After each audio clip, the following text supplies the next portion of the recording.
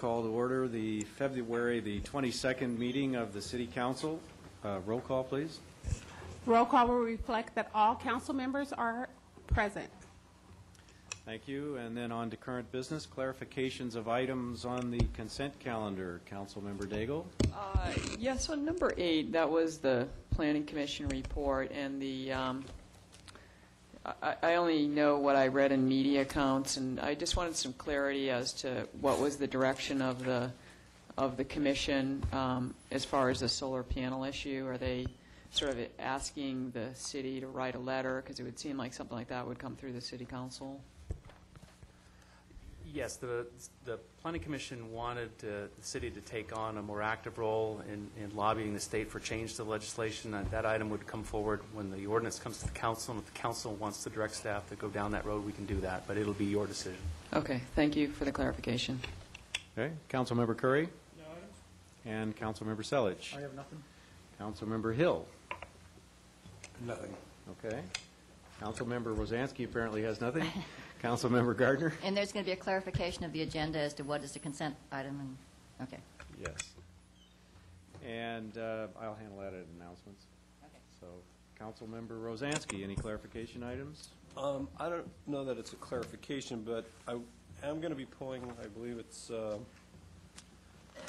don't remember the item number, the one that deals with the cover on the reservoir. Okay. Thank you.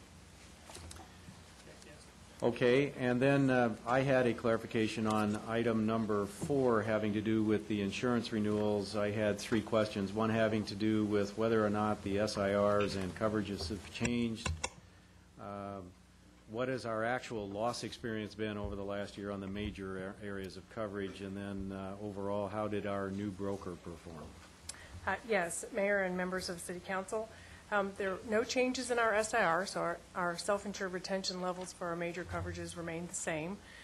We improved coverages in the general liability area and the property coverage.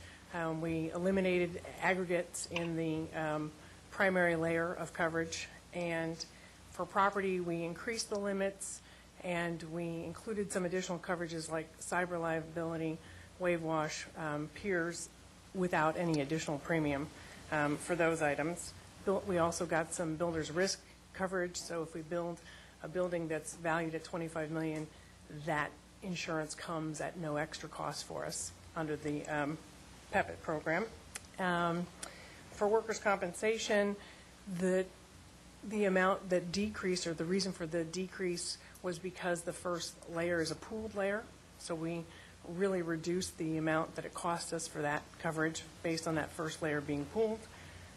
We had no losses in our major coverages, and our new broker's done an excellent job overall between their reduction in annual fee and the annual premium savings for this 2010 to 2011. We're saving about $332,000. Gee, I'm glad I asked that question. With regard to the builder's risk coverage, is that a benefit to us on the Civic Center project in terms of we are actually cost reduction or cost avoidance for that project? No, we are actually purchasing that for the Civic Center project. Okay. All right. Thank you. You're welcome. All right. On to the agenda items then. Mr. Kiff? Mr. Mayor and council members, this first item, item number 2, is an update to our we need to watch out for wires here.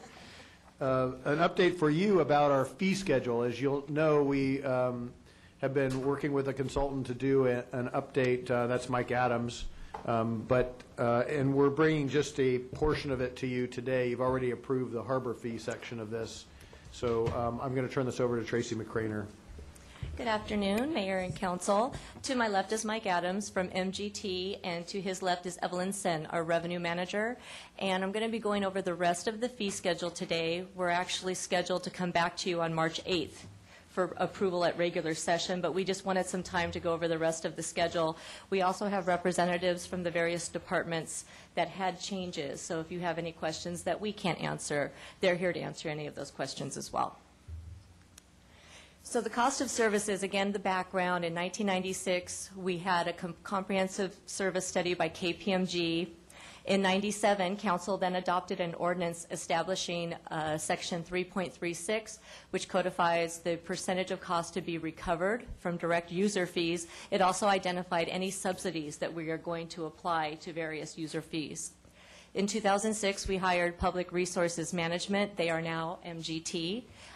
They did a cost allocation plan and a citywide cost of service study. And then in 2010, we negotiated a contract again with MGT, and we decided to break the individual department reviews down. We did Harbor Resources and Police in 2010. In 2011, we're going to do Recreation, Admin Services, and a couple other departments. And then in 2012, the remaining departments. Then every department will be on a 3-year schedule after that. So what I had gone over at that time, we do have a new council member now, so I would just like, the cost allocation process is exactly the same regardless of which department is being looked at. So I just wanted to give confidence to the public and to this council. This is a typical cost allocation process. The only thing that changes is the specific nature of each department. So what Mike does as MGT, he meets with the individual departments. In this case, it was Harbor Resources and Police. And he works with the staff to identify all direct staff time spent on activities. Those are the direct salaries and benefits. Then the other component of cost allocation is the indirect cost. This is your department overhead, which is the individual department supervision, administration, supplies and materials. And then there's a citywide overhead element. Those are for departments such as mine, which we allocate based on payroll and budget and IT, or risk management and personnel issues. Those are our central service departments. There are no other costs associated with operating departments, such as fire, lifeguard, or police, that are part of this cost allocation. So I just want to make that clear. The only one department that does get other department operating costs is Tidelands. Then the other component is direct materials. When we were doing Harbor Resources, a specific example was this RGP permit, and that was part of the cost allocation process allocated over 10 years. So the first step is the department salaries and benefits. We determine if they are direct or indirect. Then we look at the department maintenance and operating expenses. Again, this is Harbor Resources specific, but the same thing would have been done for the police department. Mike was out with the police department working on theirs. To calculate the overhead rates are a simple ratio of indirect costs divided by just the direct salaries and benefits. Then we apply the overhead rates to hourly salary and benefit amounts to determine a full cost recovery rate. And then this was an example of how Harbor Resources was done. The exact same thing was done for police. We gathered time estimates from the departments to reflect an average amount of time that is spent on a fee-related service, and then we apply these hourly rates to those time estimates to determine the base cost of service. Many times this will be the full cost unless there is some kind of a direct materials and supplies cost that is eligible to be allocated. In the case of Harbor Resources, that permit was a direct cost that was allocated, so then that would be applied, the direct materials to the eligible service. The staff's full cost plus those direct materials, if applicable, are divided by the contract cost to equal the full cost. If you divide the full cost by the estimated annual volume, or the number of permits issued, or however that volume is calculated, you equal the fee. And then we go back to the municipal code to see if the council has determined if they have a subsidy that they would like to apply to that fee. Harbor resource fees were approved by this council on November 9th. So what we are going to come back to you then is with the remaining fee schedule. Police department was the only department reviewed at this time, like Harbor Resources, but the fee schedule is also updated for CPI or other state law changes. So that's why some of the other departments' fees changed, and I'll go highlight the few changes that we had for other departments. But with police, MGT again went out, worked with the police department personnel. They're also here. 7 new fees were identified. These are for services that police had always been performing, but were not on the fee schedule and therefore not charged for. And those 7 licenses are listed here. We also removed subsidies for, I'm sorry? Could you put that back slide up? Oh, sure. So we had the second-hand pawn dealer tag checks, solicitor applications up to 10 persons and then over 10 persons, citation sign-offs, registrations for sex offender and narcotics, and then an ABC license. we're allowed to charge for people that are required by law to register, such as a sex offender? Do you know that one? Oh, please. Yes. Yes, we are. Are we going to talk about the costs? I mean, what the exact fees are in the course of? They will, I could go over them now if you would like. We Well, have I those. just, something like this, I mean, I think it's, if we are going to charge, it's a really, we're dancing on the head of a pin, because you don't want people not to register and try to avoid it simply because they go, you know, it's $100, I don't have $100, and so we wouldn't know they were there. At the same time, I mean, so I guess I would just be interested in what kind of fee that is. Okay, right now on the fee schedule, it was a new fee. We had an annual volume estimate of about 350 per year, and the full cost of that fee was $923 per license. So if that, and it was recommended at 100% recovery, so no subsidy, that would bring in a little over $320,000 a year for that new fee. $900 to register? No, that's number 7. Oh. I'm sorry, I'm looking at the ABC license. We I'm thought sorry. you were talking about the sex offender And we one. had like, I'm really going to go after them. So how many of those do we have Okay. while we're at it? Wow, okay, well, hold on. Let's see, which one is, where's the sex offender ones? I'm sorry. It's $202, and the annual volume is 53. 53. Actually, that's not that big. Would you like me to go over all the new fees, since this is our opportunity? Okay. I think I have them. Correct me if I'm wrong. Okay. Okay, the first one, the secondhand pawn dealer, we have about 900 per year, and the fee is $12. Did you look at my report? The next one is the sex offender registrant. We had 53 at the $202. The next one is the registration narcotics. We had 100 as an annual volume. what does that mean? The narcotics registrant? Yeah. Is it a user's registering or someone's? Only the dealers have to register, not the users. So we can tax them. Narcotic registrants are those who have been convicted of narcotic violations that are required to register by law. Wow. And so we did have an annual volume of 100. The fee is $110.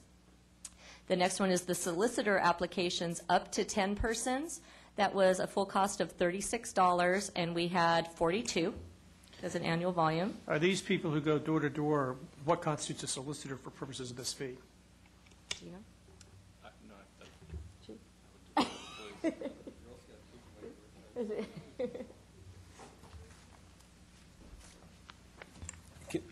Aren't we going to have all these fees in March when? They're going to come back in March, but this is the time to ask if you'd like any other clarifications or issues. But you will get the full cost plan and all these new fees as well. Tom Gazy from the police department. The solicitor is for door-to-door solicitation purposes. And that would include firms that do door hangers, Yes, right? sir. As well as person-to-person. These are the folks that legitimately seek that license, that credential to do that lawfully in the city. And we had 42 last year that it was based on for a fee of $36. Those that were greater than 10 persons, we only had one last year, and it was an $87 recommended fee. The last one is the ABC license, sorry. We had an annual volume of 350, and the recommended full cost is $923. Okay? Well, is this the time to talk about those? Because it seems like a pretty hefty tax on liquor establishments just for having an ABC license. Oh, okay. I mean, what does that actually cover? Do you remember the ABC license? Do you remember the details of what that covers? The time involved? No, I'd defer to the police department on what time is involved with it. Do you guys remember that? There's an auditing process that occurs, location, volume, type of service, whether it's beer and wine or liquors as well. And the specific time breakdown varies depending upon the type of license that it is. So all the licensees are going to pay the same? So like if you got a beer and wine license, you're going to pay an extra $1,000? I believe this is an initial fee, and there's a one-time fee that, for the evaluation and auditing of the process with ABC. Oh, so this is when you're applying for a new license Yes. or transferring a license? For a new This is not an license. annual fee? This is not an annual fee. Oh, okay. I guess I was assuming it was an annual fee. So, well, then let's go back. Are these fees here, we're talking about just one-time fees, or are these, some of these annual fees or not annual fees? The annual fee would be ABC related to the state. No, I'm talking about all. The other I six. appreciate your answer. I'm talking about all 7 of these and Oh. maybe the ones past it.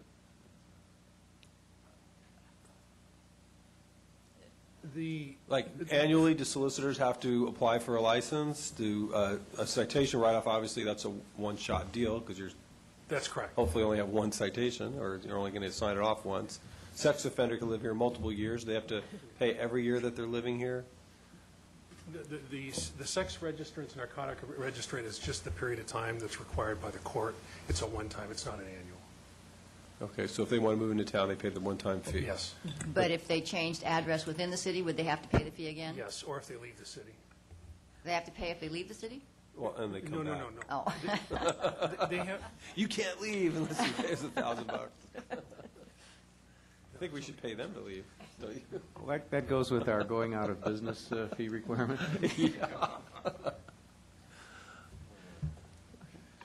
Thank you. Value added? I mean, is this just extracting more money out of the public, or what's the value added? Well, respectfully, this is, we believe it's at least our obligation to tell you the cost of processing a fee like this. You always have the opportunity through the master fee schedule to say, well, we're only going to charge 50% of that, or we're going to charge nothing. But at least all the things that we can legally recover fees from, we believe it's our duty to present that to you along with the actual cost of it. I think the argument generally is that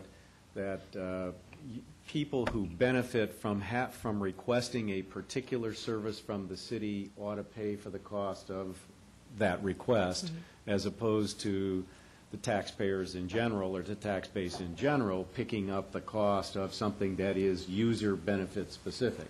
That's the argument. And so the question becomes, do those specific users have to pay full cost? And what is the full cost? Right.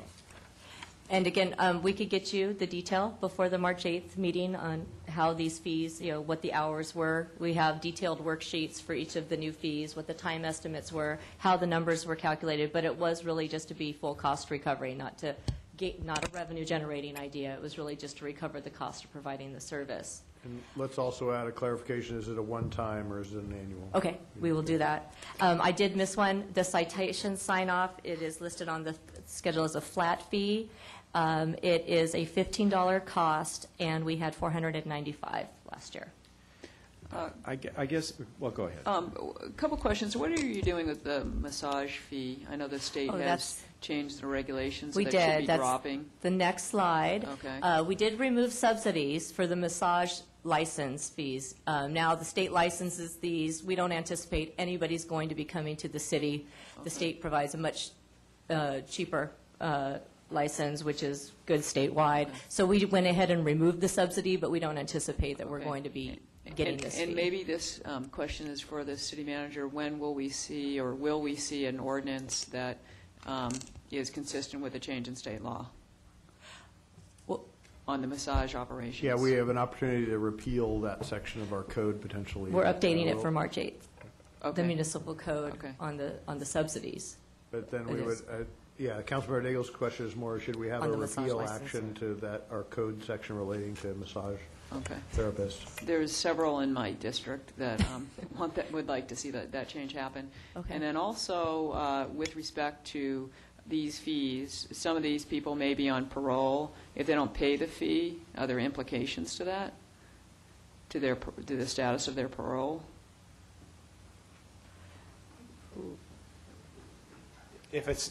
Usually it's probably not a condition of their parole, although if you have to register as either a narcotics offender or a sex offender, and you don't, then yes, that could be a violation. Not so much for paying the fee, but for the actual registration itself. Correct me if I'm wrong. So if they skip out on the fee, is that a parole violation or no? I don't believe that's a condition of any parole that I've heard of. Yeah. Do we know if any other cities charge for that? I do not know myself. Mike has. Get a listing of other jurisdictions. Okay, thanks. Doesn't Well, have to be that- extensive, but just curious. That was my question, going back to the previous slide. Are other cities charging for all those fees? These, Yes, these are all common charges in other cities. okay. And then going back, subsidies were also removed for vehicle repossession. It now reflects 100% of government code mandated fees. And the arrest, crime, traffic reports, we recover the full operational cost, which is estimated at $10 per report. Okay, one other thought occurs to me when you come back with the full agenda item. You know, we're engaged in a process of rethinking how we perform city services in total that could have a significant effect on cost factors associated with this study.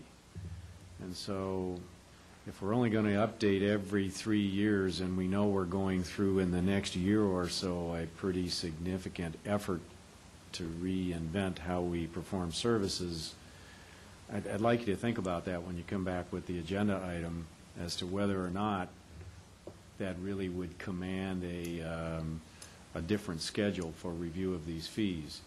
I mean, because to the extent, for example, overhead items would be reduced, it's going to have an impact on this. And as we'll go through as well, even though police and harbor resources were the only two selected for this year for a detailed, comprehensive study, every department does look at their fee schedule for changes, and they do exactly that. For instance, recreation, which we'll get to in a bit, they had some significant changes in staff time needs for certain activities, so we lowered the cost of those fees. So that will be done every year as well. But it's just the detailed fee-by-fee analysis is only done every 3 years. But absolutely, if something significantly changes in operations, we'll look at that. Well, I suppose to the extent that the amount of time necessary for a specific task is what is reviewed every 3 years, and then in Right. between that, you apply, if you had a significant overhead cost reduction, you Right. would apply that reduction in between your every 3-year detail analysis. Is that a fair statement? Yes, we can go back, now that we have everything set up, we can go back. If there's drastic changes from year to year, we can make those changes. So as the city becomes more efficient, it would be reflected in our fee schedule, and we wouldn't have to wait 3 years to see the impact of that efficiency in our fee schedule. Absolutely. Right. And the way that we structured the reviews for the departments was also, we took that into consideration. So we have the departments that are more heavily revenue-based, some of the building and planning. They're in year 3, so some of these changes should have taken place by then, and we'll be able to account for it in their review. So in general, then, most fees are updated each year by CPI or by state law. There are certain fees that aren't updated by CPI because they're either materials-based or contracts-based. The CPI used for this schedule, effective for 2011, is 1.22%. The other departments, though, like I said, we do send the fee schedule out to all departments for review. And building had asked us to break out one fee. It was previously one fee for water quality management plan review and inspections. They felt it was better to break that out into 2 separate fees. The fee itself wasn't changed. It was just divided into individual fees. Planning department looked at theirs. They had changes for new or revised permit review procedures included in the zoning code update. And those were fees for site development review and minor use permit. They also had some fees for services, again, that were always performed, but had not been previously in the fee schedule. And this was for extension of time and transfer of development rights. So if, they will be new to the fee schedule, but they are not new services performed. So if it is this council's desire, we could also add the details on how those were calculated, too, because they'll be new to you approving them as part of the fee schedule. Where are we going to draw the line on this stuff? It seems like every year we're adding new fees, and it's almost like we're getting to the point where someone's going to come into the counter in order to get a question answered. They're going to have to pay a fee like when you buy a computer. You can't get anyone to answer the question on how to operate your computer unless you get online and pay the little fee. I mean, is that where we're heading with all this stuff? Well, yes and no. You have the opportunity, the no side is that you have the opportunity to say, you know what, we're not going to collect a fee for that. But again, we believe it's important that we at least present to you what we think are discretionary decisions by individuals to come in and pull a permit or otherwise and charge the cost of that. So we should have this dialogue more and/or when it's before you. How do you guys, on these building and planning fees where you bill the applicant by the hour, is there a standard procedure on how billing is done that's followed by all the departments, that everyone's billing and doing things the same way? Or is it just, do people just write down the hours they spend and send a bill, or how does that all work? Well, I think the cost allocation process, I'll let Mike, but whenever he works with a department individual, he works with the staff, and each department will be unique in how long it takes them to perform a service. But he does use, based on their best estimates, what their actual time is in performing that service. No, that wasn't my question. Okay. My question is there a standard procedure on that everyone is using the same form for keeping count of their hours?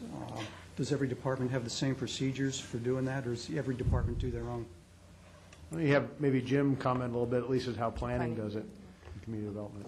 Yeah, I'm not aware of a standard procedure across departments. I'm not too sure if other departments do it the way that we do it, or to have the same type of fee, but we basically break it down into 15-minute increments, and we keep track of it. We put it into software, total it up, and multiply it times our hourly rate, and that's what the applicant owes us.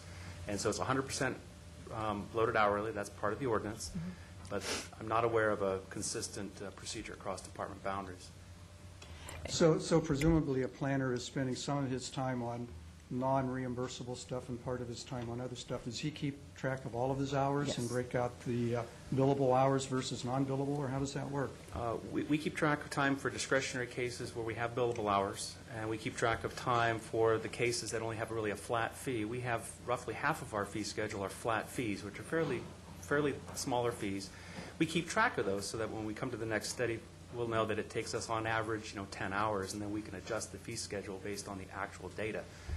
So we'll have that in the future. But when we're at the front counter, basically, if it takes us 15 minutes or a half an hour, we're not charging anyone for that, but just provide public information. But if we have to get into a detailed analytical analysis of cases and it takes us hours, we do have a fee for minors' records research, and we charge the hourly rate for that.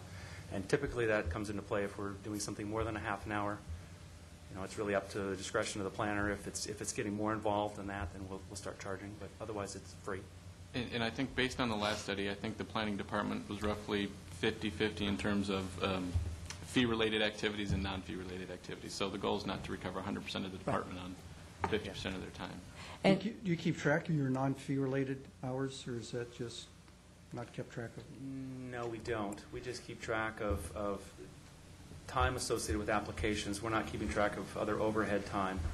We're not having the planners keep track of every hour of the day at this point in time. We were hoping to avoid having to go that far, but if we do need to do that to help the study in the future, I suppose we could do that. But there'd probably be a time code for how much time we spend keeping track of our time, and we wanted to avoid that as well. So we wanted to try to make a balance where it's easy for administration.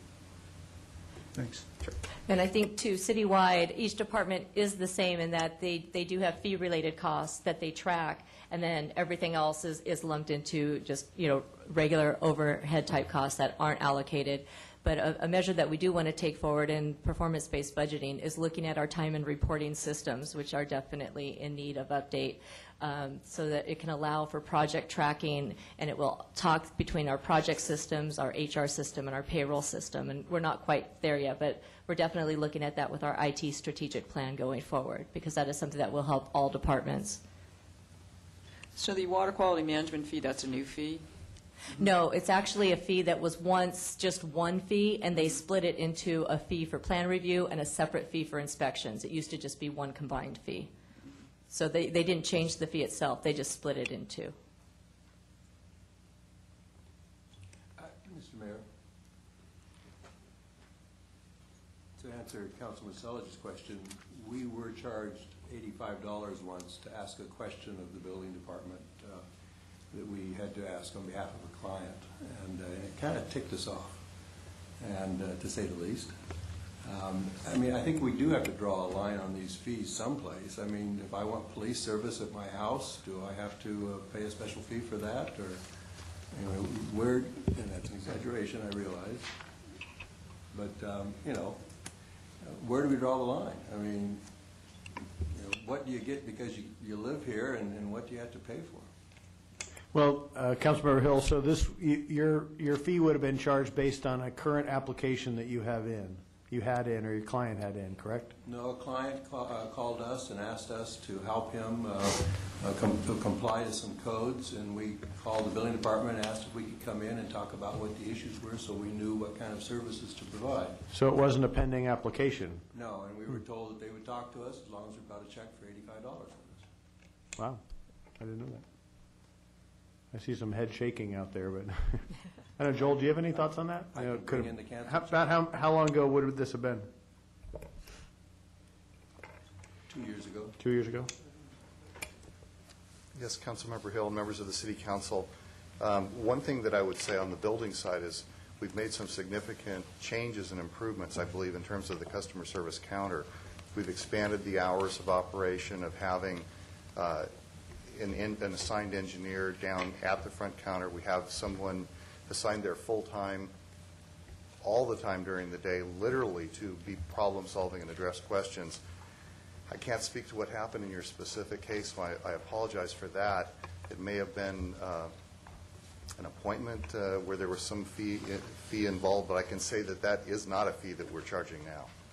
I can say that. And I also would comment that in planning fees, because you were talking about that, it is important that some of the services we provide aren't fee specific. It is important that when people come into the planning counter that they can just speak to a planner and homeowners can come in and ask those questions. And that is why on the fee-based side, they really do address the applications that are there, but as our consultant mentioned, about 50% of the time, it is really staff time that is just assisting our customers.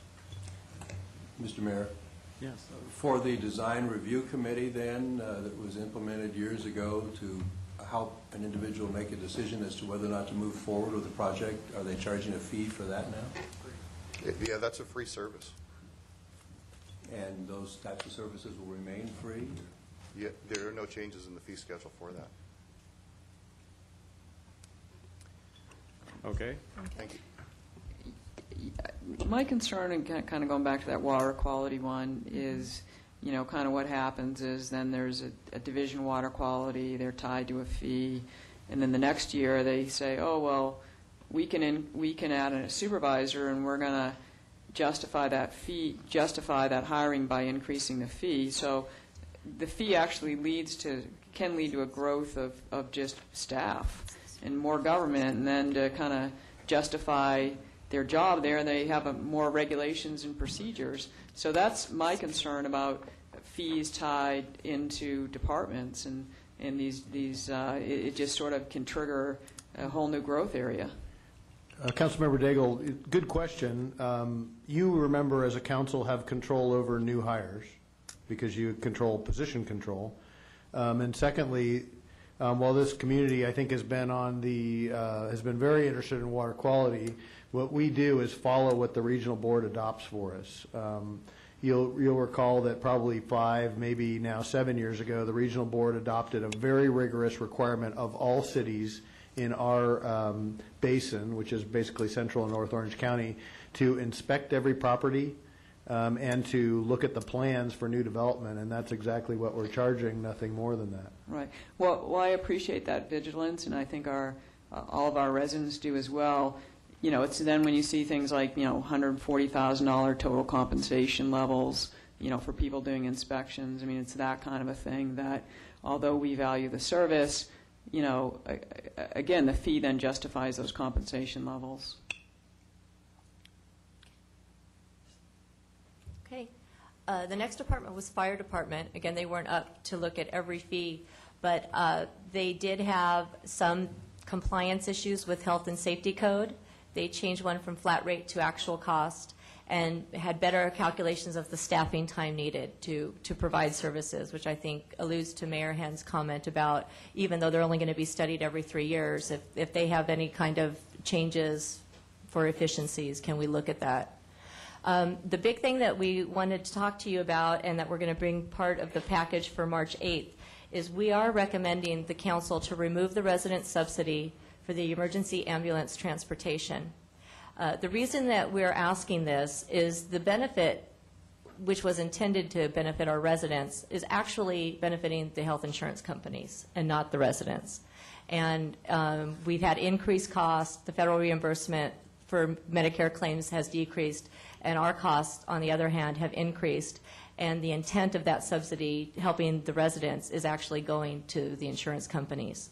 So if it is this council's desire, we would like to remove that. It's estimated to help the city about $200,000 per year. And then there is currently an option for our residents to enroll in our fire medics program, which is $48 a year. Could someone tell me what the, on the fire department, what the candle permit fee is for restaurants? I just heard about that a couple weeks ago, or a month ago. Didn't realize you had to have a permit. We have several fire department members here, Chief. For a candle in a restaurant. It's twice the fork and knife fee.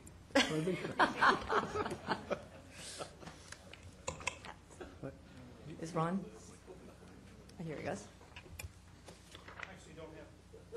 The candle fee. I actually don't have the candle fee with it, but part of that is they bring in a sample of that to make sure it's fire safe, that when it tilts, it goes out. And then there is a fee to make sure that restaurants aren't just putting up any kind of candle. So I believe, I'd be guessing, so I don't know. I don't know what the fee is actually for that. So is it like an annual fee that they have to get? Yes, So you have to bring, what, one candle in every year or something, or how does that work? True, yes. Yes, one sample. Does that apply to those little electric candles that they use? Any type of live flame candle. Doesn't apply to Live the cost. flame. Little lights, Live flame. little flickering lights. Thanks. How much is that fee? He doesn't know. Oh, you don't know? We'll No, it get should it be for here. you. We will get it for you. The candle. Okay. What about an overcooked steak? Do you see the candle? No, I think it's Where's it? I think we've Okay. had enough of that. We will get the details on the candle fee. Recreation and Senior Services, most of their fee changes were related to the reopening of Oasis. And then they did add an administrative processing fee, and that was added to cover the cost of credit card processing and software maintenance. And I think you'll remember the Recreation and Senior Services brought a new online registering program this year, which has been a big hit, but there was an additional cost in doing that. And so I think this admin processing fee was added to help cover that and the software maintenance of that new program. So what's next? We will be coming back to you on March 8th for final approval of all fees. I'll make sure we get you the details, the detailed plans of the new fees, the examples of other cities that are charging for these types of fees, and we'll get the fire department candle back up to you. And then MGT is on contract now to study the next round of departments, which is library, recreation and senior services, admin services, and utilities. And that work will begin shortly after you approve of this fee schedule in March or April. And now, any questions or anything else that you would like to see before the March 8th meeting? Okay, seeing none, do we have public comment on this issue? Anyone from the public wishing to comment on our fee schedule agenda item? Seeing none, I think we can move on to the next agenda item. Mr. Mayor and council members, this next item is about a concept that Harbor Resources wanted to bring to you for a mooring support services area or center at the Balboa Yacht Basin. For the folks at home, recall that the Yacht Basin is the city-owned property there off of Harbor Island Drive, where the city contracts with Dave New to manage that, and Harbor Resources oversees it. With that, Chris Miller. Thank you, Mr. Mayor, members of the City Council. So this is the Mooring Support Service Center, as City Manager just described. In November of 2010, Councilmember Selich asked the Harbor Commission to think about ways that or things that we could do to help out the mooring folks, and they had raised some concerns during the process when we looked at their fees last fall. And so what could the city do and to help support them? And so we thought that looking at the Balboa Yacht Basin, which is a city-owned marina, might be a good first step and a good place to look. Better serve the needs. The Balboa Yacht Basin could serve the eastern end of the harbor, whereas the future Marina Park could serve the western end of the harbor. So that's hard to read, but this is the Balboa Yacht Basin right here, and that's where we're focusing this evening. And then, of course, right here would be the future side of the Marina Park. I wanted to put this map up here just to show and give folks an idea of what we have at the Balboa Yacht Basin, so as I continue through my presentation, it'll kind of make sense.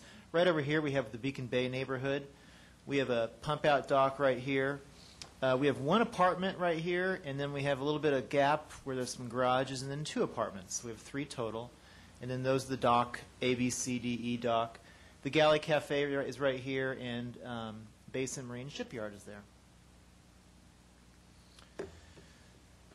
So what we did is we broke this into phases, or the Harbor Commission did rather, and we're going to have we're thinking about a phase 1 and a phase 2 approach, and with different goals within each phase.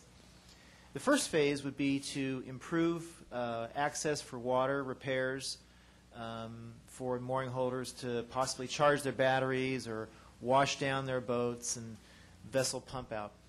And the goal there is to provide basically a slip or a side tie for the mooring folks to come and basically do work on their boat without having to be out in the middle of the harbor without any amenities. And so the Harbor Commission was looking at this right here is our existing pump-out dock, and that's this picture right here. And they were thinking about having 2 side ties available for folks, and preferably along the same fairway. This is what we call a fairway right here, which is in between the 2 fingers, rather. And this would be a good location right here, which represents this boat on D dock, and then conversely right here, a side tie. However, as you can see, there's currently a vessel right here, and this is actually like a half a slip, you might say, because it has 1 finger on one side, but not on the other side. So that's one idea of keeping 2 boats here on the same fairway, but conversely, without having to dislocate somebody, we could have 1 boat here and then one here. This boat is a temporary boat that the shipyard uses sometimes, and in fact our lifeguard boats are right here right now on this side tie and also on this side tie. So I guess the point of what I'm saying is that we could use this and have to relocate somebody, or we could not and put this visitor serving or this access slip side tie here. Does that make sense? It just wouldn't achieve the goal of having 2 boats kind of in line next to one another. Water and power would be available. All these slips have water and power, except we would have to install a pedestal, like right here or here if we chose to. And that pedestal, we are envisioning like a credit card operated, where you could if you need to use power for 2 or 3 hours, whatever throughout the day, you'd be charged for that, and then water, of course. So there's some rerouting of utilities lines underneath the dock, but it's not impossible. It could be done. And maybe there would be a time limit for this service, or not service, but for this access. We have yet to figure out these plans and details until, of course, we get direction from council to look at it further. But maybe it'd be like a 2 to 3 hour stay per day, or on an as-needed basis, or something along those lines. The next goal of Phase 1 would be to improve short-term public access to the Galley Cafe, Basin Marine, and pavilions, etc. The Harbor Commission for many years has been very vocal about providing more access to and from the land/water, or to the land from the water. And we don't really have anything on this side of the harbor with the exception of Balboa Island. But this being a city-owned marina, it would be might be a good idea to. This is a current side tie right here, and a current side tie right here. And those are right next to the gangways and very accessible to the, as I said, the galley and Basin Marine Shipyard, as well as pavilions. But the one problem, or two problems, are we have a good tenant of the harbor who does a good deed and offers a program called Sailing Fascination, which takes which gives sailing lessons for disabled folks. And this is a picture of that boat right there. The city does not charge for this slip at all, and but they do go out a few times a week, and it's really a good service, and it's nice to see those folks out there in the water. This slip right here is currently rented by Basin Marine, which is slip A1. That's a good slip for that, obviously for Basin Marine, because it's next to the gangway, so his employees can work. But certainly that slip can be relocated within reason somewhere along here if one were to become available. Now we could also, conversely, we could instead of dislocating these people, we could maybe designate one of these side ties or this side tie, and there's a couple different options available. The Harbor Commission said, well, Chris, that wouldn't be a very expensive thing to do. In fact, it really wouldn't cost anything except maybe some signage and striping. And if we were to find a side tie, we might want to think about that before the summer season and making ourselves more user-friendly. So that's an option. Phase 2, which would be goal number 3, is to increase dry storage for dinghies, which of course improves access for the mooring permittees. We have kind of a unique space here, and I'll point to it here. It's this narrow channel right here. This is Beacon Bay, narrow channel, and then it does a 90-degree turn, and it's right there. And this narrow channel right here is this narrow channel there. And then, of course, you do a turn, and there's right there. And kind of an interesting idea of perhaps installing a floating dinghy rack right there. Needs some engineering, and but if we can get maybe 12 or 15 dinghies on a 3-story rack that looks something like the American Legion has right here, that might work. Of course, you'd have to have permits, and we'd have to get it designed and get it built. But I don't think it'd be rocket science. The access, folks would be able to access it by coming through here, or they might be able to put their dinghy on the float and launch it right there. We'd have to do some outreach to the BYB tenants, because I think that they might have some concerns about this, but probably not so much at this location, maybe on the next slide that I'll have. So that's an option. Phase 2, goal 3, I'll skip to idea 1. I just put this down here because it fit better on the screen. But might be to put some racks, some dinghy racks, right here by our dumpster, and maybe occupy perhaps 4 parking spaces right here, which is this right here, very close to Beacon Bay. So might have 12, 15 dinghy racks. Maybe put some slats in the fence right here to kind of shield the site from Beacon Bay. Might need a security camera perhaps for that area. We currently have some security cameras at the Balboa Yacht Basin, but maybe we might need one here. I think we need some outreach to the BYB tenants, though. We'd like to hear what their opinion is and see if they have any concerns. The second idea would be just a different location, which is this back area right here. In between, there's a house right here and an apartment right here, and currently it's a fenced-off area. The National Marine Fisheries folks keep a vessel right there. So, of course, they would no longer be allowed to keep their vessel there, and this is a gated area. We'd have to figure something out, but certainly that's another location to look at for dinghy racks. Again, good use of space, but I think it'd be challenging from a noise perspective. So that's why I think it's a good idea, number 2. And again, this is for phase 2, so something that we can think about in more detail later on. And here's our last concept, which is Phase 2 and Goal 2, which is also on the lines of increasing public access. Perhaps there's a lot of, I'll call it unused space right here in between E-Dock and D-Dock. And it seems like we might be able to install a float here for dinghies or for dinghy tie-up, or just for visitors serving vessels, Duffys and such who'd like to come to land. Of course, we'd have to get permits for that, and we'd have to figure out a way so it doesn't impact this slip or this slip, or figure something creative out. But it seems like we might be able to maximize the use of that space a little bit more. Oh, and obviously this is the picture right here. You've got a lot of space, so to me it makes sense, and it's worth exploring. So really, why we're here today is to seek guidance from the council and ask the council if they would like us to take this study further and perhaps come back with some concrete, detailed plans with some estimated costs, or simply to postpone the project.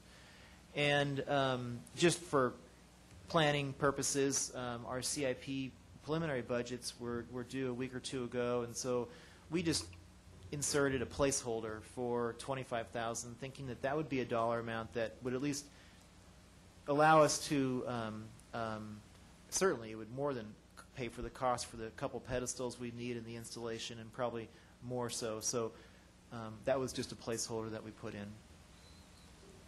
And that concludes. Yeah, I think that's a good start, Chris. It's a lot of that's kind of some of the ideas I had in mind, and I'd hope the rest of the council would go along and encourage you guys to move ahead and come back with a more concrete proposal to us. I think it's a good start. Councilman Curry? Yeah, I presume that these improvements would all be eligible uses for the fees that we've recently gone through and raised relative in the marina, and also for the mooring holders. Is that accurate? Yes. Yeah, so I think that's important, that if we're going to raise the fees, we ought to provide value to people by improving the amenities in the basin. I guess for myself, I would say I'd be willing to consider a larger number than your $25,000 placeholder, depending on what the additional funds could get us in terms of the improvements here. So, we've raised fees quite a lot for mooring holders, and so it would be nice to return better service to them. Okay, do we have comments, no further comments from council? Do we have comments from the public on this agenda item? Seeing none, I think we're done with this agenda item, and so on to the West Newport Facilities agenda item. Dave? So, thank you, Mr. Mayor and council members. This agenda item looks a little bit vague, but it's really an attempt to have a discussion with you, along with some thoughts from staff, about something that began a few weeks ago when you were wrestling with what type of community element to put on the current City Hall site. So that begged this larger discussion of, well, what's around us, and what are staff's ideas potentially to modify things in light of kind of looking at doing things differently. So I have two different things I want to show to you. One, and this is all Councilmember Rosansky's fault, because he mentioned that he hadn't been to one of these places. So what could be better than a little video tour of some of these places? So I did rope in Barbara Venezia, because she does, she's better at least with the video editor for me. So I hope this is a little bit entertaining and a little bit informative. It's about 7 minutes long. I'm glad you did that, because I have a 64-bit processor, and it wouldn't operate a 32-bit video. So I'm going to start that again here. And I will need some, the light there. I'm on a tour of Newport Beach with City Manager Dave Kent. We're going to look at some of West Newport Beach and the BALBOA Peninsula's community facilities, including branch library, lifeguard headquarters, a really old community center that hardly anybody ever goes to, and actually another one like that, and just kind of show you the state of those facilities. Now I see you have a shirt on that says recreational staff. I'm wearing my rec staff shirt today, yes. And you have a tendency to wear a different shirt from a different department every day. Is that true? That's right, I'm always trying to be incognito. Well, you are just a Newport fashion statement. We're now at the BALBOA branch of the Newport Beach Library. Do a lot of people use the library? This is one of our more underused branches of the library. We have, the library system in Newport is probably one of our most popular assets, getting over 1 million visitors a year. But this is a quiet branch, so we'll take you inside and kind of see what's in there.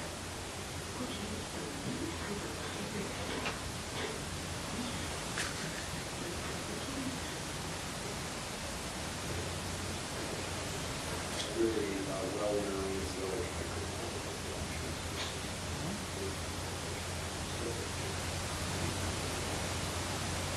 By the way, this is we're at the Girl Scout Cup, and this will be replaced in the new Marina Park project. But this is with the Girl Scout Council of Orange County. So Girl Scout groups from throughout the county come down here for weekends and sleepovers, and they end up really enjoying the beach out here.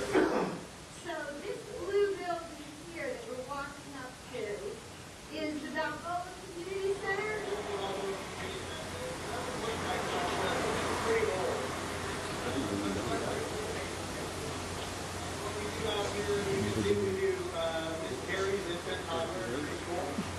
So it's part of our preschool program. Hey, where is that?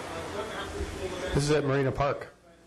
Really isn't the kind of facility that you would want to rent, or really the kind of the look that we expect, certainly like the Newport, not like the Newport Coast.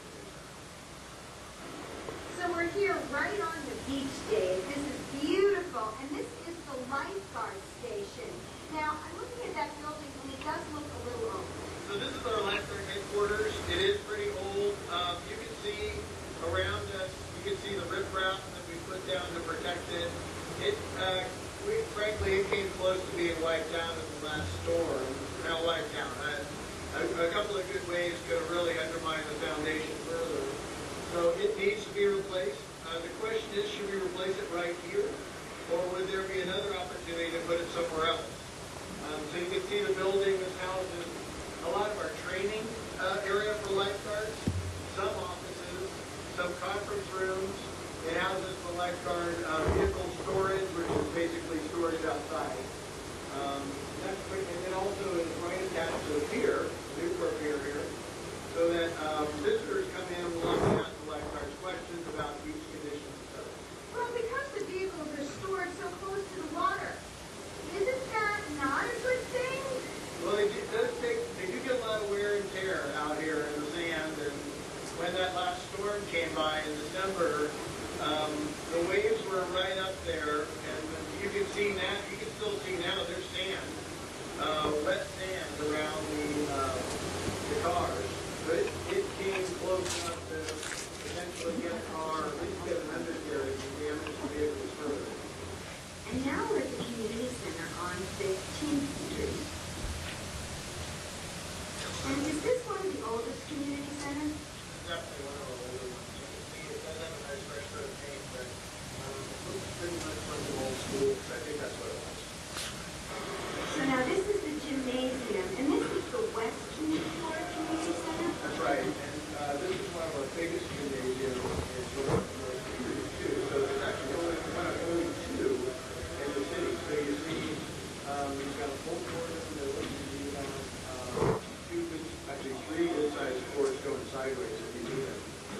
This is busy. We're here on a Saturday at 2:30. This is busy all week long at night with adult meetings, anywhere from 5 and 6 o'clock till 9 o'clock, sometimes later. So this is the dance room. We're upstairs in the community center. This isn't used much except for just a couple of movie clubs. So we're downstairs in the West Newport Beach Community Center. This is where we hosted for about 2 years the Oasis Blues Cruise. And it's still the place now. So you can see it's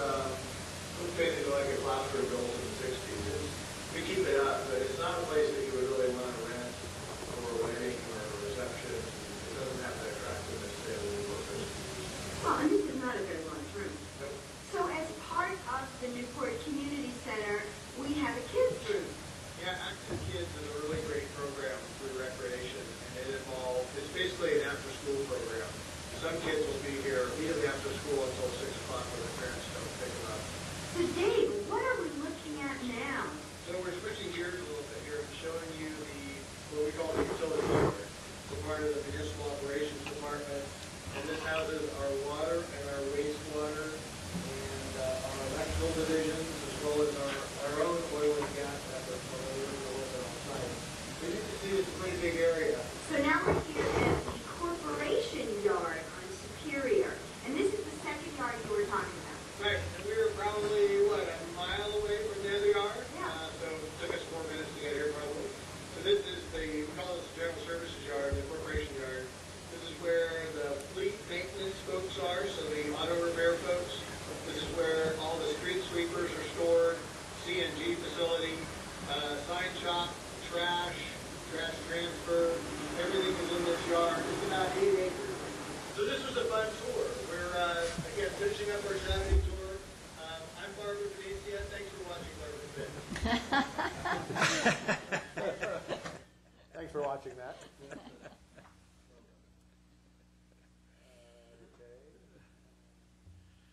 You need a better wig, Dave. Yeah, I do.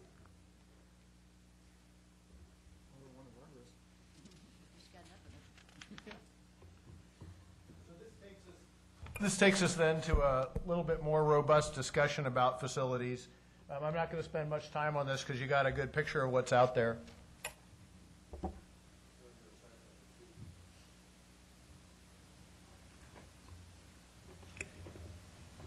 So basically, this is what's here today. Oh, and great, the font changes.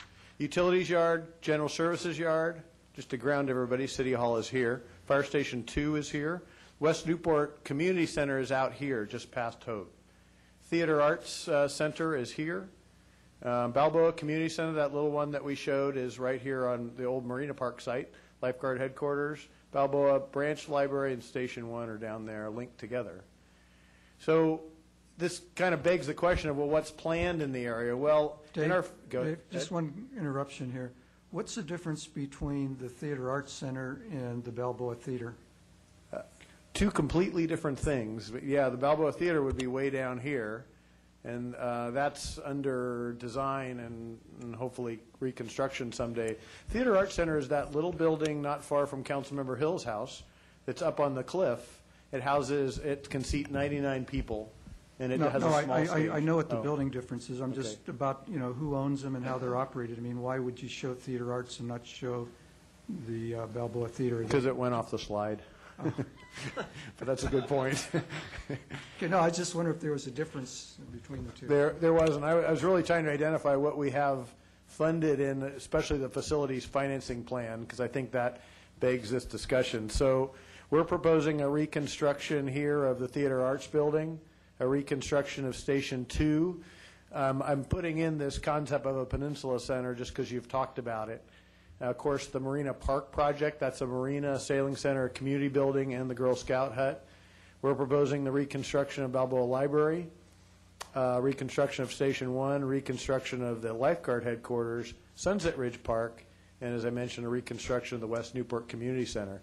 So that's planned, and it certainly is a road that can change here over time, especially in maybe because of some discussion here today. Is the Theater Arts Center, is it a year-round program, and do they get good audiences and everything? It's an amateur theater, isn't it? Yeah. Good little group that's out there. It's a nonprofit group that the city doesn't, we don't charge them, but we don't subsidize their shows. And they, from what I understand, are very popular. They Laura may add more. Don't they have annual They do. subscriptions and Good afternoon. I'm Laura Detweiler, Director of Recreation and Senior Services, and it's a very active theater, year-round programming. The city owns the facility. The theater group actually maintains it. We do assist somewhat with that, but a very active group, volunteer-based, does a great job. They tend to sell out their shows each time they offer them. It's Thursday through Sundays. So we're proposing to reconstruct it? In our facilities financing plan, there is a reconstruction line item for that, yes.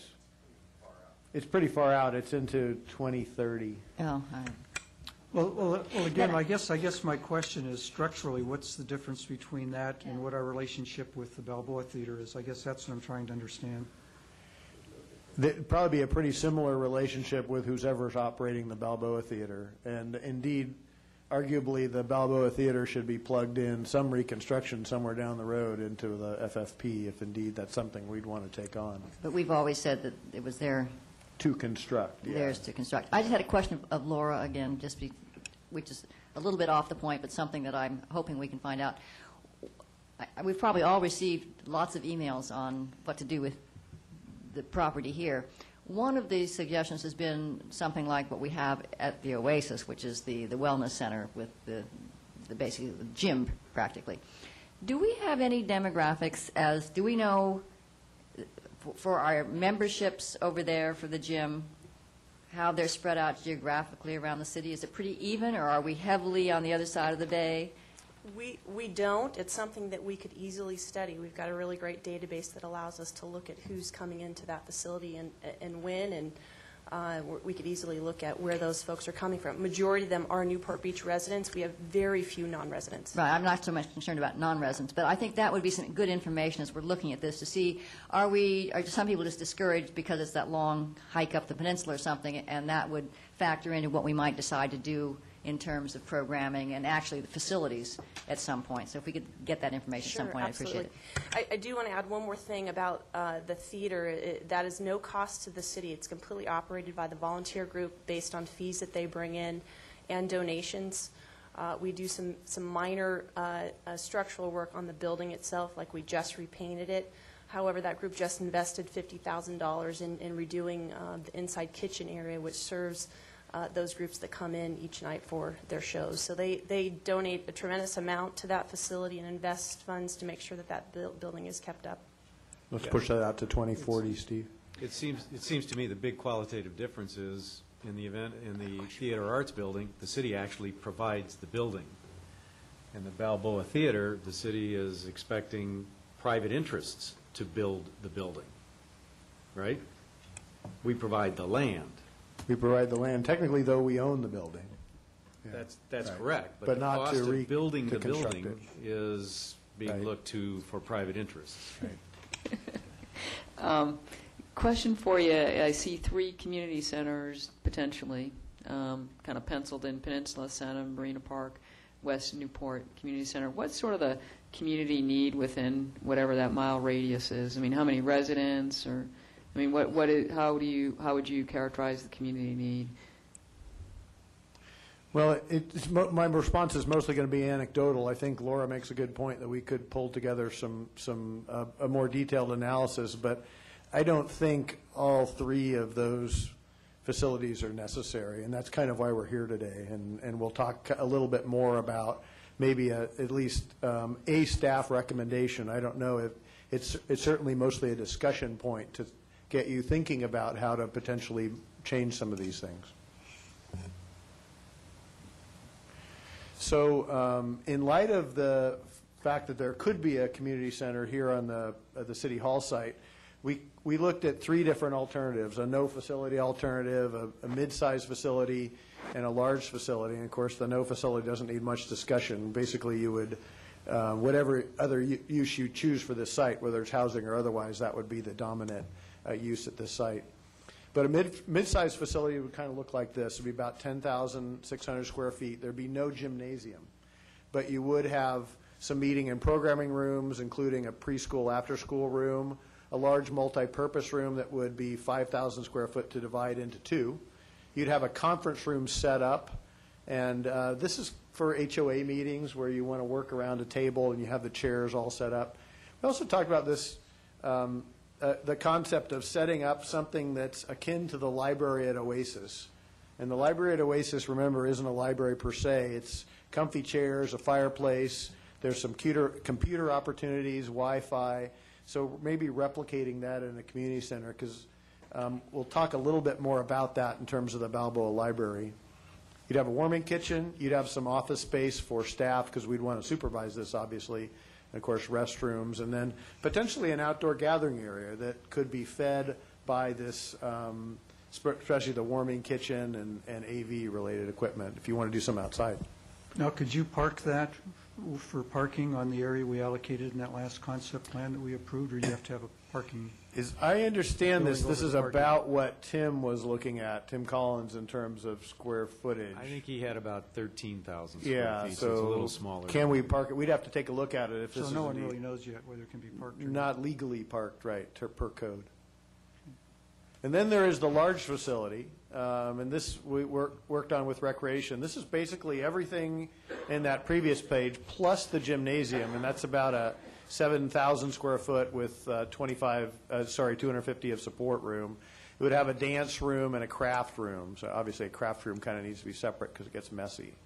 So if you really want to do the whole shebang, that's kind of what we proposed for the 20,000. And there, indeed, you definitely have a parking issue, especially with the gymnasium. Because we saw at the West Newport Center, there's about 46 spaces out there, and it will fill up night times especially when you have two games crossing over. So I stole this cartoon from Mike Lukovich, and I thought it was appropriate in light of the federal discussion, and that is President Obama. For too long, we've ignored the gerbil in the room. He's focusing on discretionary spending there when the other big things are around. So I made my own version of this. And I think there are a couple of elephants in the room that we need to talk about. One is that people are using libraries differently now. And I certainly saw it on a Saturday afternoon at the Balboa branch when there were eight people in there. It was 2:30 in the afternoon, nice day. It was just this past Saturday. Nobody was in the kids' room. Everybody else was at a table working on their laptop or one of the city's computer terminals. Another question, should the lifeguard headquarters be on that beach right there?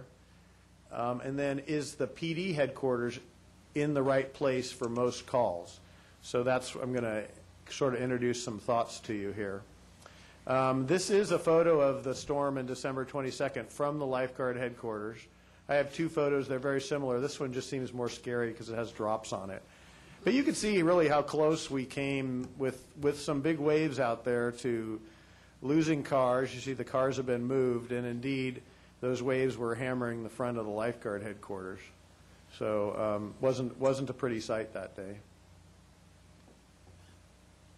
So I'm going to talk about a concept with you, and I think I provided this to you in email. It's kind of a long worksheet, but it basically says, well, what if we looked at lifeguards and recreation and library services and HOA and needs, and we decided to move these things around? And that would focus on, at least at this level, a mid-sized peninsula center. It would potentially change the whole concept of that lifeguard headquarters to two small towers. One tower at the Newport Pier and a new tower at the Balboa Pier. And the tower at the Balboa Pier, they'd be fairly narrow, obviously respectful of views, but that would also house in the basement, the lower floor, our junior guard facility potentially. Are we thinking of something like we have at Big Corona? Something like Big Corona, or something like indeed the one that they're building at Crystal Cove State Park, if you see that but that's a little, I think we'd probably add one story to that. But so then I think we're addressing another need in here, hopefully the new junior guard facility. Right now, remember, that's in a trailer during the summer. How would that look compared to the one on the Huntington Beach Pier? Because that's not their headquarters, it's just a tower that goes up. Probably pretty similar to that, because actually, if in the lifeguard building, there are a number of fire staff members there. So we would move those fire staff members to the city hall, the new city hall. It's my understanding that we have a need for 3 lifeguard admin folks in somewhere, and that the rest could be dispatch and someone sitting in an observation tower. So we're not really talking about that much lifeguard staff impact. But you do need some height in it, so you do have need some height. Visibility. You'd probably you'd keep that roughly the height it's at now, and certainly that would be an issue we'd look at with. It would be a smaller replicate Balboa. footprint than it's Much smaller, more narrow footprint, and hopefully with a great foundation on stilts to avoid the wave incident that we had. We're also trying to accommodate the needs for HOAs and community associations. Again, that would be this concept of somewhere having a built-in little conference room. This kind of continues the kinds of things that would be in those rooms. We talked about having an Oasis-like study center. That would be in the Peninsula Center. The full-size gymnasium, I'm going to start to get a little crazy on you here. I don't think it works well on the peninsula, but it is needed. And potentially that could go out to this larger swap that would involve actually moving the police headquarters from where they are now to the general services yard, and moving general services to combine it with the utilities yard. So we have 8 acres at the general services yard. I would split that arguably with 4 acres for police, 1 acre potentially for a gymnasium, and 3 acres for another use. Maybe that's housing, maybe that's Hogue, certainly in that neighborhood. And that all of our corporate operations, our yard operations, would move to the utilities yard. Is there room in the utilities yard to put everything We out there? believe there is. Remember, we're downsizing a little bit.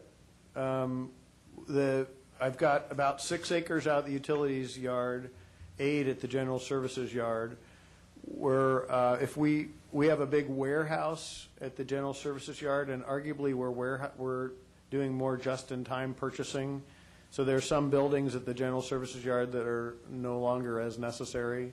So I've worked on it with Mark Harmon. We believe we can fit and fit fairly well at the utilities yard. So would you build buildings on top of the reservoir or park on top of it? Probably not on top of the reservoir, but you might take some of those 1-story buildings and go to 2 stories and fit in terms of office-wise. We also, through this restructuring, we're evaluating the size of our fleet. We think arguably we have too big a fleet, so that potentially helps this solution too. On the library, if the library, the branch were closed, but under this scenario, would you be able to have deliveries there? You could go online, order your books, and then pick them up I think that's a great suggestion and idea, and we would have like a concierge service that you could order your books and we'd deliver them there. We've worked on that in a way with the Newport Coast Community Center, that same kind of thing. I also think if this were staffed correctly, we'd have that study area open even more hours than it's open at the Balboa Branch Library. I guess if I really had my druthers, I joked that we'd give Starbucks money to expand Starbucks and stay open a little longer and probably have some good supervision there and a reason for people, because that's basically what people are doing in the library lately.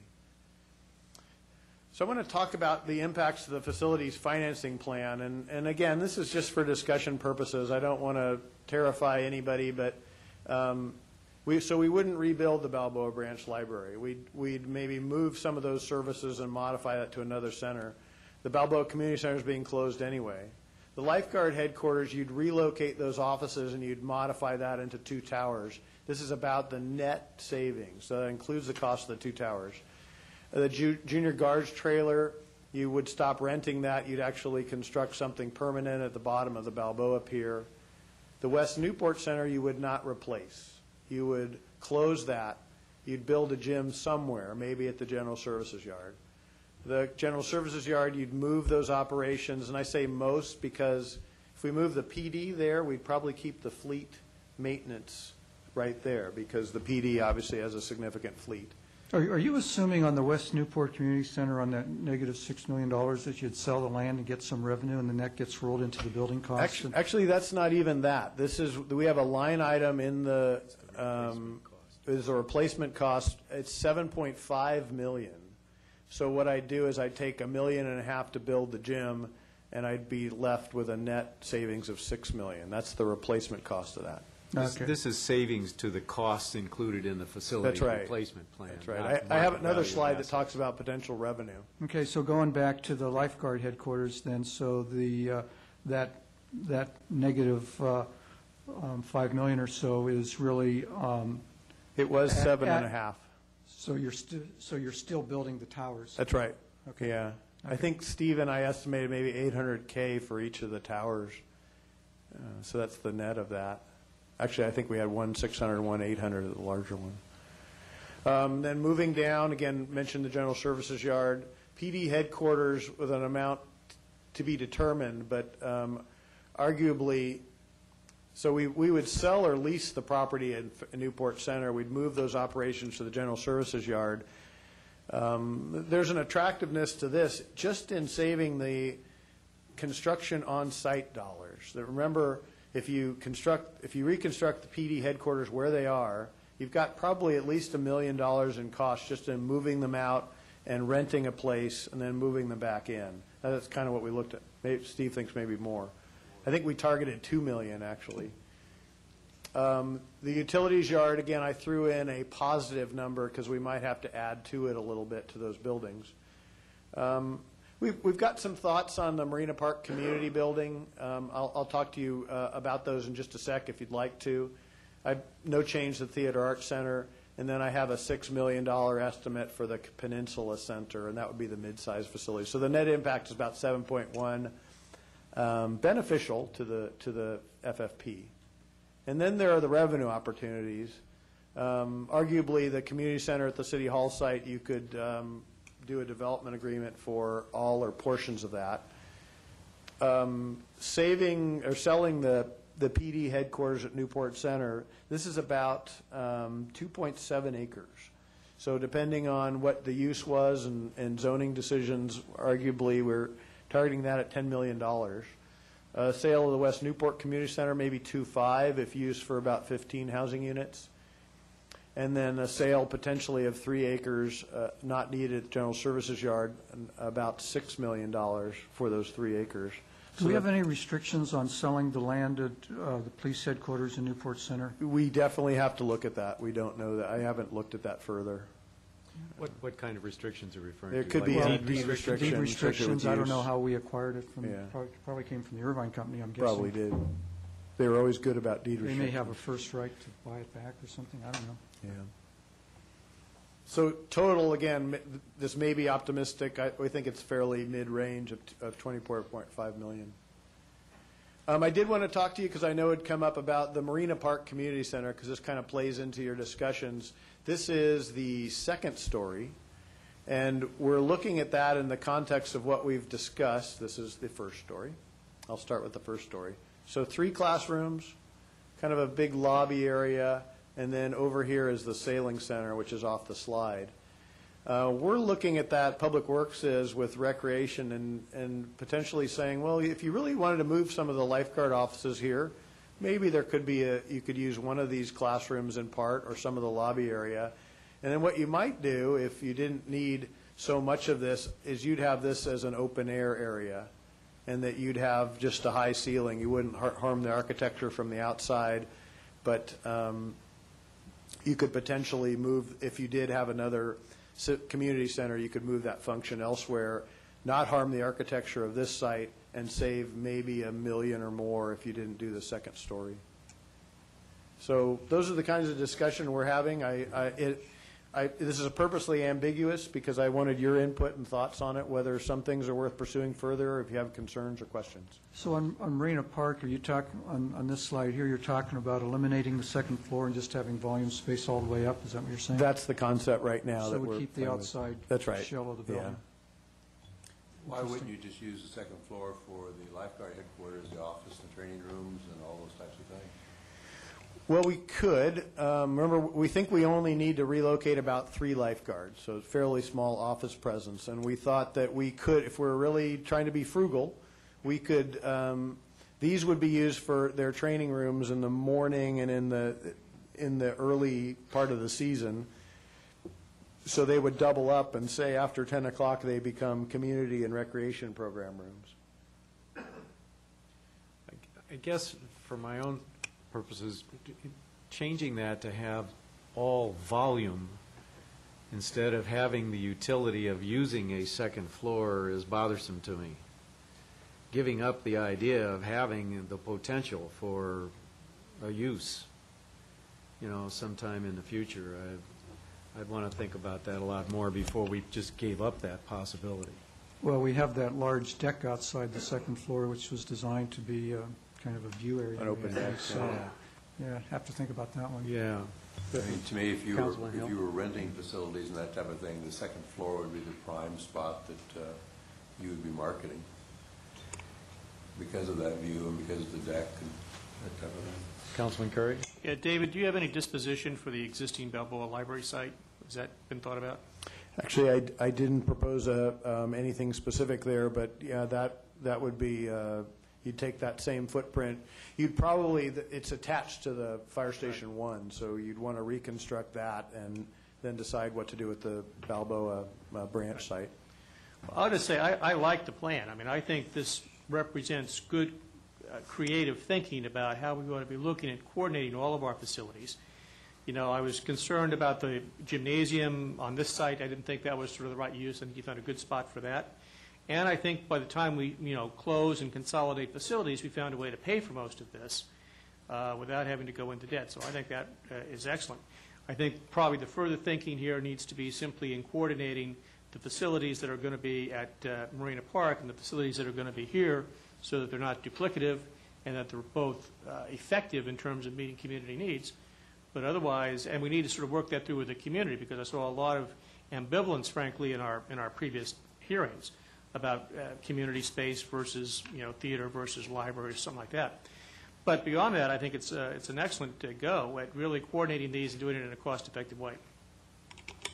Well, I'd just say one thing on the on doing 10,000 square feet on this site. We really have to take a hard look at it because I just don't see it working without some alternative parking solution, a significant alternative parking solution. I just don't see there being enough room based on that concept plan we have. Either we have the building here and no parking, we have a parking structure and expect people to walk to it, or we're going to be jacking the floor space up and parking underneath. Councilman Rosansky? Yeah, actually, along those lines, I guess I've probably been the strongest advocate of a community facility on this site. And, if we're talking about putting the General Services Yard, the 8-acre site on Superior into the mix, I would suggest then we even think further and just move the entire community facility, the type of facility that I was hoping that we could build for West Newport, to that site. And then you can, do residential here, whatever we decide we're going to do, and just have, because personally, I as much as I appreciate your effort, I still don't think the 10,000 square feet is enough for the type of facility that I was envisioning. We're talking about a warming kitchen as opposed to a more robust kitchen, which would allow more robust type events and things like that. But, if you're talking about 8 acres there and using half of it for, a police station and instead of just putting the gymnasium there, put the whole community center there, build a really, I don't want to use the word, but a really wonderful community center there, that makes more sense to me. My whole goal is that I think we need to have a significant civic presence on the west side, and certainly moving the police station here and consolidating that with the, maybe put the community center on the Superior side, the police station on the other side, or I don't know how it would lay out, but you could really create something that would benefit West Newport, and it's fairly centrally located, so that people even up in Leslie's district at the top up there can come down to it. People on the peninsula can come to it. People in West Newport, people in Rush's district. It's kind of like this more in the center of the hub. It makes more sense to me. So, what's the matter? Just to me, it doesn't seem like it's in the center of the hub. It seems like it's. I always think of that area as almost Costa Mesa. Well, and this seems to me much more central and much more community serving. But I'm not a resident on this side of the bay. But that's my first reaction to that. And I hear personally, I think that this area is probably a little bit more upscale, let's say, than putting it on Superior. But to the extent that we could have a more robust center and not feel like we're shoehorning the thing in here, because as Councilman Sellers said, there's problems, or there'll be issues with parking. There'll be other issues. I'd at least like to look at it, see where we can go with it. And then, instead of putting housing over on half of the utilities yard, not the General Services yard, just put all the housing here. There's no point in splitting it up anyway. It's probably more valuable to have a bigger chunk than to have, chunks all over the place. That was my goal when I suggested this, when we talked about it, to combining the community services facilities, because it doesn't make sense to have one down in Marina Park, one on 15th Street, one over here. You know, you're cutting up the pie too much. There's no economies of scale. There's no nothing grand. It's just a bunch of little facilities spread out all over the place. So, you know, I think it makes sense. Moving the police station here makes sense, too. I mean, if we have 60% of the calls on this side of the bay, plus the fact that it'll create a critical facility on this side of the bay, so that if there is a problem ever, let's say the bridge does go out, or there is some need to have services on both sides of the bay, at least you'll have, you know, City Hall over there and the police station over here. And it's not on this site where people worry about tsunamis and earthquakes and liquefaction and all the other complaints we had when we tried putting City Hall here. So to me, it makes a lot of sense, and I'd like to explore it even further, as I say, with a more robust community center maybe up there. And I would agree with the unification. I mean, I think there are some great ideas that just keep on thinking along those lines. I did have a question of Cynthia, because we went through this with the Corona-Del-Mar branch, that you know, according to the powers, the branch wasn't being used, and yet right now we have, I don't know, we keep adding new children's classes and everything. So do we have the children's story hours and things there, and are they well attended at the Balboa branch, or is it not like Corona-Del-Mar perhaps? Councilwoman Gardner, we do have the same programming at all facilities. It's just in lesser numbers, certainly, than what we have at Central. But we have lower attendance at Corona-Del-Mar and Balboa for all things, not just children's programming. So, but we do offer the same program. But we do have the programs, and we do have kids attending. Yes, we do. Okay. But not very many in my experience. I've done, you know, and I am a supporter of having facilities and capability on the peninsula and in this area, but I'd have to say, I mean, I've done the reading program, you know, where the councilman goes now for 3 years. I've never had more than 4 children at that program, which is a program that we actually sort of promote. I mean, it's reading day. And we could do, I mean, if we'd had wherever there's a center, there's certainly no reason why a program like that only can be done in a specific library. I mean, you've got lots of books. You can always have kids come in for a story hour to any room. So who I see in that facility typically is young adults that are using it as a place to study, and other people that go to read. I mean, you know, to just sit and that sort of thing, and not very many of them. So, you know, I'd have to say I am very, very supportive of what I saw up here. I'm very supportive of what Councilman Rosansky had to say about really maximizing each individual use, the best suited exploration of each individual use. And I could picture a combined police department and community center on that corporate yard site that would be just fabulous. And if you had a right-in, right-out off of Newport Boulevard, now you've got easier access. You got access up into Leslie's district, very easy access up into the airport area. To me, and I would not sell off 3 of those acres. I would use them for a really fabulous community center. That's my point, is that you could save those 3 acres and then use the acreage over here that's being used for the community facility. Exactly. I mean, you just got to move the pieces around. Or use more acreage here for an open area, you know, right, a public gathering area or a plaza, an expanded plaza. The only thing that we give up here that I was hoping we would be able to figure out a way to do it is a way to service that public area for gatherings, to provide support for gatherings, you know. That's a part of the answer I don't have. But that could still be done with an iconic structure on the corner that could be identification structure for the whole civic center. Or perhaps the residential development could be leaned upon to provide some support in that respect, in a development agreement for that. And it seems to me what we really need to now drop back to do is look at the programming. Make sure that we've got discrete programming solutions that are not overlapping. I think in what you've proposed here to start with, there was probably still too much programming overlap. And I could picture a solution here where you did not have a community service center on this site, but you had such great alternatives close to this site that it wouldn't be a problem.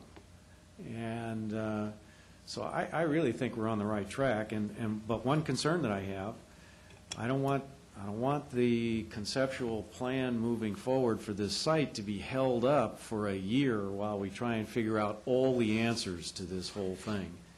So we're going to have to figure out a way to come to some conclusions that allow us to move forward on the conceptual planning here without sacrificing strategic advantage, you know. When is the police station slated in the plan for redevelopment? I think in the 2020 period, and frankly, if we had our druthers, we would move that up. Well, I think more accurately put, it was a Phase 2 item. Yeah. Right after this Phase 1 tranche that we've got, and we had to push it out because of costs of Phase 1. But now it looks like there's an opportunity here, a real opportunity, to pull that back into a closer date if we can realize savings, get the contribution from release of assets that you're describing here, and other savings that I understand have already been incorporated into that plan. We could really move that up.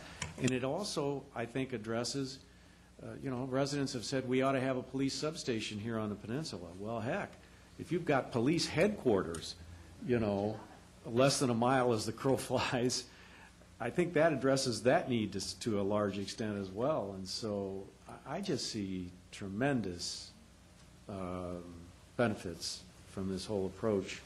Mr. Mayor, if I could make a comment? Yes. I think the planning, as described, is tremendously creative and tremendously positive. Could you go back to the slide that shows the sale, the revenue, the income slide? What I would like to encourage, once again, not trying to pound this into the sand, but ever since the 80s, have been preaching to public entities that you do not sell your assets. You do not deplete your assets. You turn them into long-term equities.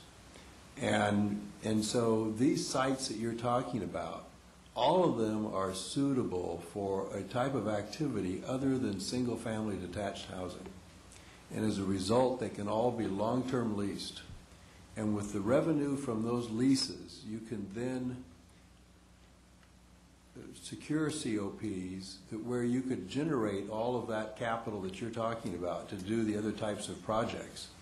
You would use the revenue from your leases to retire those COPs, and when they were retired, you would have ongoing revenue in perpetuity for the city. Those are the types of things that I think would be very positive, that would certainly begin to provide funding where we wouldn't be nickel and diming people together over fees and these types of things so much. One other point is, if anybody's been out to the yard they're talking about, where the police headquarters and a civic center might go, that's a heck of a piece of dirt. That's a beautiful piece of dirt out there, and something real exciting could be done.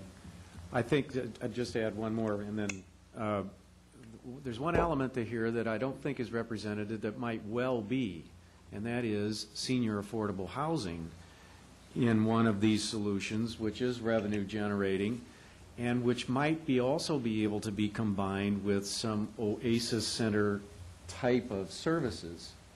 To provide those kinds of services, perhaps obviously not to the level of the Oasis Center, but to provide some of those services here on the west side of Newport Beach too. So you pick up that element of it if you think about where that might be, and maybe that's the community center, the West Side Community Center site.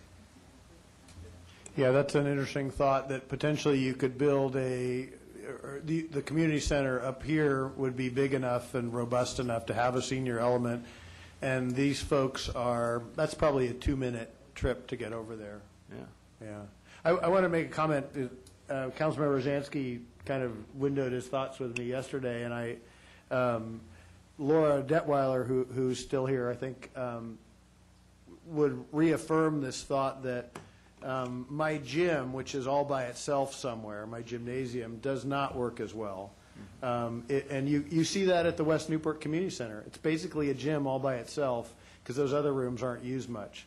But if you had, I think it's Recreation's goal is to have something robust enough where you have a staff, someone to help set up and shut down and help all the people that are in there. you really need all those things together, and that makes the gym much more usable and the rooms around it much more usable. Councilman Curry? Well, I would just say that the key to all of this is making sure that we manage the revenue opportunities properly and that we align these services. Councilman Rosansky and I are shaking our heads in the same direction on sort of the overall scheme, which is a big change from the last time we looked at this. So I think it's a great plan, and we just need to sort of work the economics. Councilmember Hill has made some good suggestions. All that just needs to be compared one with the other versus the different options, and let's make it work. So by way of, Councilman Selich? Yeah, well, I think what Steve said just was really the point I've been trying to make from the beginning, that we're trying to pound too much to do a community center down here in this site, and to get a site that, although I was looking out towards Manning Ranch, I mean, my real point was to get a site that's big enough to do a good community center on, and with the gym, and, I kind of saw something similar to what we have up in Newport Coast serving this end of town. And certainly if we took the idea of taking the old general services yard and putting police and a community center totally on that site, there'd certainly be enough room to do that. So you might even have enough room to put some senior housing there in conjunction with it. Yeah, possibly. I mean, I don't want to crowd too much on the site, but Or on that, or perhaps senior services on that site. Definitely there. And senior housing. Well, it goes hand in hand with the Hoag Yeah. Health Center right next door, Hoag Hospital down the street. There's a number of retirement living and assisted living facilities right in that area, so. And you wouldn't need a police department gym, actually. Exactly. There you go. You had it right next to the, So I think this is a good start. One of the things that I would just caution us on is we've made a big commitment on the Marina Park design and planning, so whatever we do there, we've got to do it in a way that we don't slow that project down or create changes that'll, just set us back on that project. I haven't seen anything tonight that would do that, so that felt pretty good. And then I guess the big question is what is the timing? I understand the police department, how that aspect fits into it, but if we're going to move the general services yard over to the utility yard, how do you see that fitting in the larger picture of the facilities plan? Because it's now a new component that's getting stuck right in the middle, I presume, between the projects we have in Phase 1 and the police facility in Phase 2 projects. Let us, if you're comfortable with this direction, let us get back to you fairly shortly with the timing and those issues, timing and cost. I feel a little reluctant to wing it here because Mark will send daggers my way and say, I'll do it next month. Just move the vehicles. You're all set. So, yeah, we need to do a little bit of homework on that. So I would, if the council is willing, I don't know, the staff members, I've worked on this with them peripherally, and I know whether Cynthia or Laura or Dave or Steve, if you have any thoughts or comments, or we were looking for fatal flaws in this too, and I didn't hear anything from you, but I want to make sure you had an opportunity to say something or concerns or otherwise just before we go further. Okay? No dissent? Well, on the library thing, I'd hate to. I mean, somehow we need to expose this out because I'd hate to have what happened in Corona Del Mar, where we talked about closing that down and people just came unglued over it. This is where I get back to the programming. We have to be able to show through programming where those services can still be provided, perhaps at a different location or just as well in a different way. And so that's the key. And we really do, hopefully, and I'll take the heat for this, we need to admit that libraries, especially small branch libraries, they have a different use. The stacks are just not as robust, and people aren't going there to pull out books. They're going there to study. They're going there for kids programs. So I think you can always throw that one back on me and Cynthia to make sure we're really moving our library system to this next level and being responsive to the needs. Councilman Daigle? As far as this particular property, let's say that the reuse was revenue generating and there wasn't a community facility use, what's the time horizon as far as making that happen? I'm about to say your guess is as good as mine, but I'm supposed to know more than that. So I think you have to kind of look at this as this is a full-scale development project here. So we're not vacating the site, assuming City Hall's on schedule until the latter part of 2012. Yeah, So if we began a robust development process right now, arguably you're talking about a 3 to 5 year process. Correct me if I'm wrong. Yeah. 3 to 5 years, yeah. That what you had on your card? Probably depending on the economy and things like that. I mean, you got to find somebody who wants to lease it and pay us the kind of money we're going to be asking too. So. Well, once we make a final decision what to do here, we can start going out with RFPs and see what kind of proposals we get. Simple. All right. Is there any other council discussion on this? Otherwise, we should hear from the public. All right. Members of the public?